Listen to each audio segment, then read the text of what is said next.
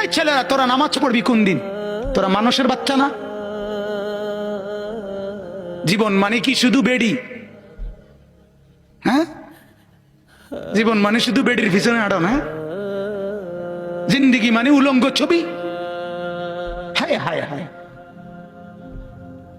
ছেলেদের জীবনে এটা একটা মোবাইল, একটা মোটরসাইকেল, এই দুইটাই সম্পদ। একটা মোটরসাইকেল যার আছে 7,000 ধন পাইছে।